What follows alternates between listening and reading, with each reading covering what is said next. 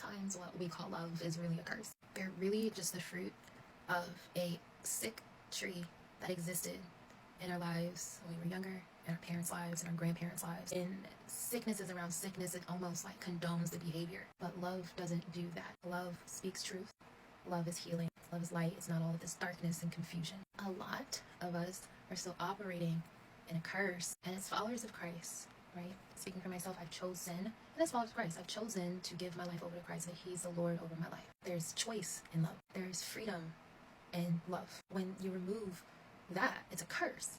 If God Himself didn't make me love Him, He gave me the opportunity to choose what I wanted to do, then why on earth would He make it so that we were manipulating or forcing one another to be in relationship with one another? In working relationships, this could be due to the curse of the love of money. In romantic relationships or family relationships, it can be due to fear, like fear of not having community. Same with friendship, that could be the root. And then you have abuse and you have pride, which pride could cause someone to leave or to stay. A lot of times we oversimplify it by being like, oh, I don't want to be in a broken home, or I don't want to come from a broken home, right? We simplify these things like, oh, well, if there was a financial issue with, my parents, my grandparents, then I'm not going to do that in my life. Or, oh, like, okay, my mother was nearly beat to death, so I'm not going to be in that abusive relationship. Not recognizing that it's so easy to create the exact same life that looks different.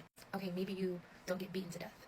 Maybe because of your fear of being in that exact same relationship, though, you allow a mental and emotional abuse, which, trust me, will eventually become physical. Because of your fear of not having money, now your obsession with that and the fruit that comes from having love of money over love of God, your fruit now, like, because if that's your base, then all your relationships go on top of that. So now all of your relationships are a byproduct of your love of money. Cool, your family has money, but you don't have love. We can talk about lust, right? Or like broken homes. Like, what's not being broken is physically two people being together. What is being broken is the hearts, the minds, the souls, and the spirits of the people that are in that relationship.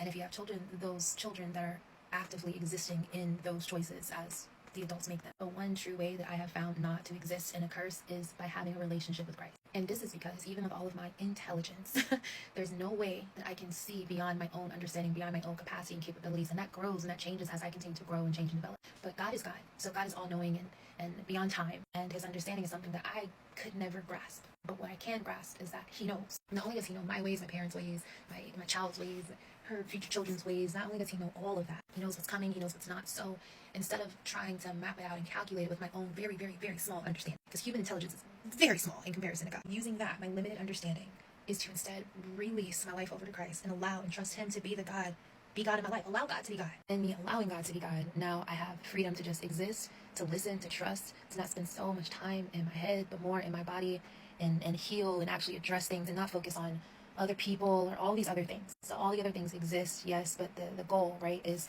to have God be God and have all the worldly things that exist be just things that you have to deal with, like things like brushing your teeth and showering, right? They're things as a human being that you have to deal with. But what really matters is so much bigger than that. And again, it's beyond our own existence, our own time here on earth, the way that God works and the way that He connects all of our different stories and has us cross paths and all the different things that He does. There's no way that we could know what's coming or prepare for that, right? So the one way to exist outside of the curse is allowing God to be God in your life. That's my experience. Because love, John 3:16 through 17 explains what love is and what love looks like, how God showed us what love is. And when we're existing outside of that, when we're existing outside of how He chose to show that He loves us, then we're actively living in the dark areas of our human existence. And we all have them because, it is what it is. That's why people say earth is ghetto. It's a simple way to put it, but earth is ghetto, yes. It's sinful, it's dark, it's sad, it's not great. And a lot of that has to do with the human beings who occupy this place because we have dark corners. And light needs to be shown and shined on those dark corners. And when they're not, they just get passed on. They just get passed on and through lineages for generations and generations until truth interacts with those dark corners and pushes it out.